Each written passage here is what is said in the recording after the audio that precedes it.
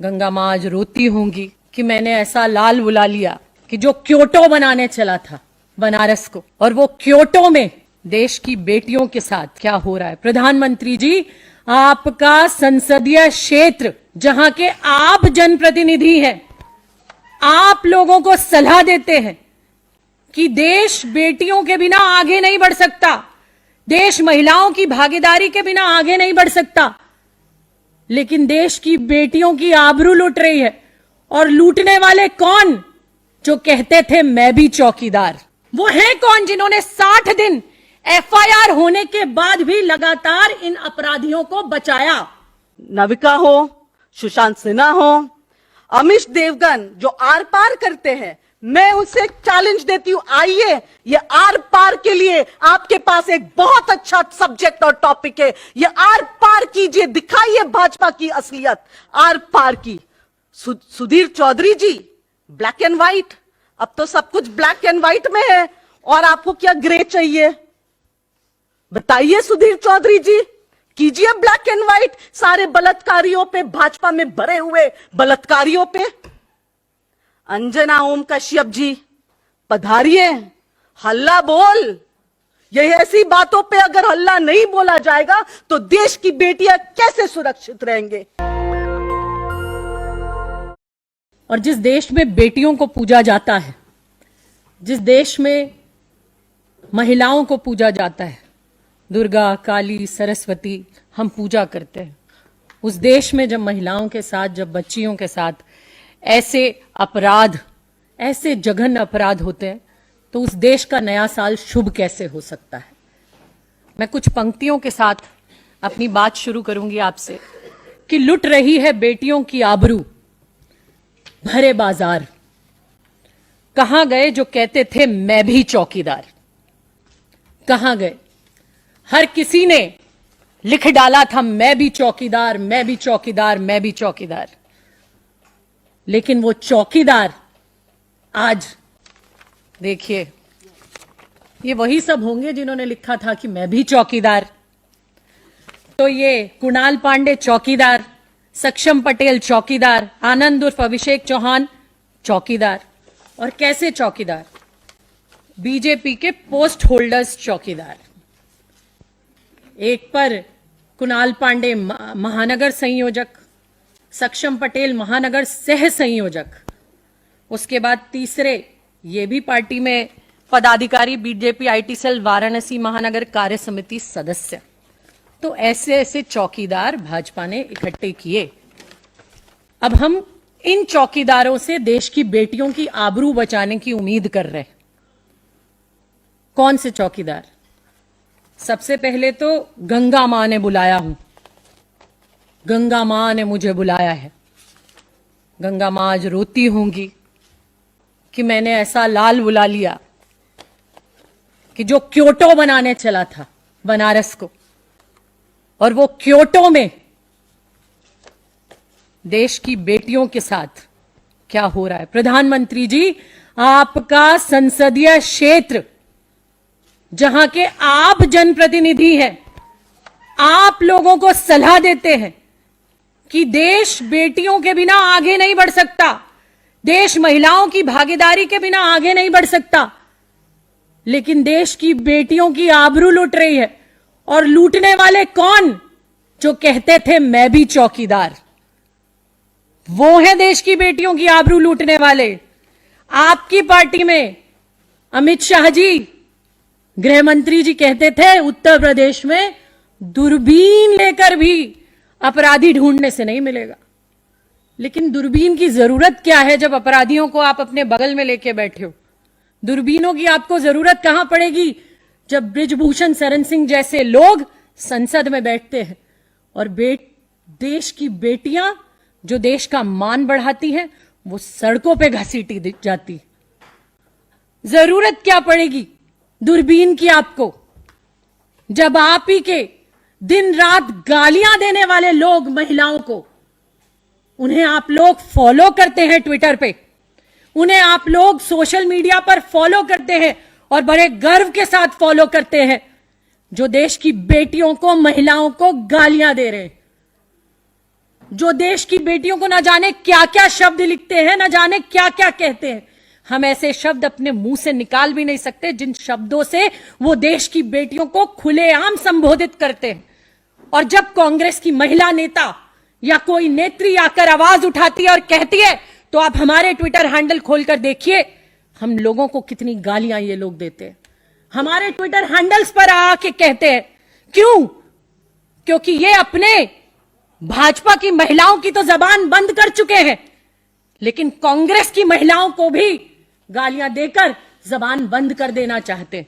इनकी महिला नेता नहीं बोलेंगी, वो संसद में न जाने क्या क्या ड्रामे करेंगी, 40-40 साल पुराने किस्से निकालेंगी, लेकिन बनारस पर नहीं बोलेंगी, लेकिन हाथरस पे नहीं बोलेंगी, उत्तराखंड पे नहीं बोलेंगी, छत्तीसगढ़ पर नहीं बोलेंगी, उन्नाव पर नहीं बोलेंगी, वो किसी चीज पर नहीं बोलेंगी, वो हथनी पर बोलेंगी, वो हथनी पर बोलेंगी, लेकिन वो देश की बच्चियों पर नहीं बोलेंगी। अरे कोई केस आया, और वो केस किस तरीके से आया? गन पॉइंट पर रेप हुआ 1 नवंबर 2023 को गन पॉइंट पर रेप हुआ। एक मोटरसाइकिल पर 3 अपराधी भाजपा के संरक्षण में फल और फूल रहे अपराधी वो आने के बाद 60 दिन उन्हें बचाया गया। 60 दिन। मैं पूछना चाहती हूं, वो बचाने वाले आखिर हैं कौन? वो हैं कौन जिन्होंने 60 दिन एफआईआर होने के बाद भी लगातार इन अपराधियों को बचाया? वो इसी सरकार में बैठे सरकारी तबका लिए लोग हैं। बिना उनकी संरक्षण कोई बचाया नहीं जा सकता। एक आम बेटी से पूछिए आज एफआईआर कराने में कितनी मुश्किल, कितनी मुशक्कत आती है। आप डरा रहे हैं देश की बेटियों को। एक पहलवान जो सड़क पर रो रही है, जो तमगा लाकर, जिन्हें आज अपने मेडल, अपने तमगे वापस करने पड़ रहे हैं, जब उनका कुछ नहीं हो रहा तो देश की आम बेटियों का क्या होगा? वही होगा जो बनारस में हो रहा है, वही होगा जो गुजरात में बिल्किस के साथ हुआ। मेरा सवाल सबसे पहले प्रधानमंत्री जी से है। ये वही प्रधानमंत्री जी है हमारे देश के जो कहते हैं कि जब वो कोई बलात्कार के बारे में सुनता है, कोई मां बेटी बहन का बलात्कार होता है तो उसका दिल बैठ जाता है। अरे कहां गया प्रधानमंत्री जी आपका दिल, जब आप ही के कॉन्स्टिट्यूंसी में बनारस हिंदू यूनिवर्सिटी के छात्र के साथ आप ही के भाजपा के आईटी सेल के पदाधिकारी गैंग रेप में शामिल हैं। और बड़ी बात तो यह है कि वो ऐसे आपके साथ उनके फोटोग्राफ्स है। आप देखिए, कोई प्रधानमंत्री जी से अकेले ऐसे मिल सकते हैं क्या? सोचने वाली बात है। इतनी घनिष्ठता, इतना पर्सनल टॉक्स, इतना 1-to-1 रेपिस्टों के साथ, और वो भी आप ही के कॉन्स्टिट्यूंसी के अंदर आप इन्हें पनाह दे रहे हो। 60 दिन लगा, 60 डेज, 60 दिन लगा है देश के यूपी के पुलिस को इनको गिरफ्तार करने में। और मजे की बात यह भी है कि गिरफ्तारी वो 60 दिन वो कहां पे बिताए? मध्य प्रदेश में चुनाव का प्रचार भी कर रहे थे यही गैंग रेपिस्ट। देखिए,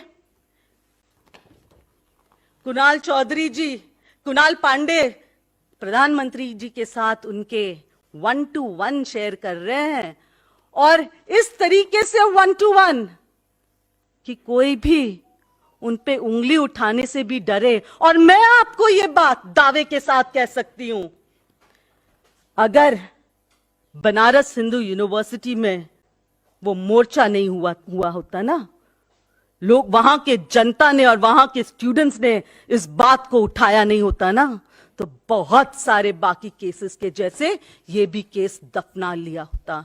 ये है कुणाल पांडे जी का भाजपा के अध्यक्ष के साथ पर्सनल रिलेशंस।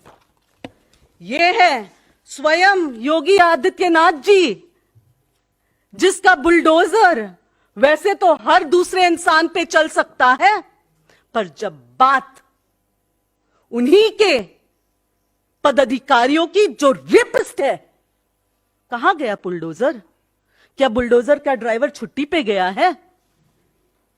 क्या डीजल महंगा हो गया इसलिए बुलडोजर नहीं चला पा रहे हो? शर्म। अब ये लीजिए, ऐसी भी बात नहीं है कि वहां का मुख्यमंत्री जी योगी आदित्यनाथ जी उनको एक बार मिला, एक बार दो बार, कुछ तो होगा घनिष्ठता, वरना इतने बड़े बड़े नेताओं के साथ ऐसे 1-to-1।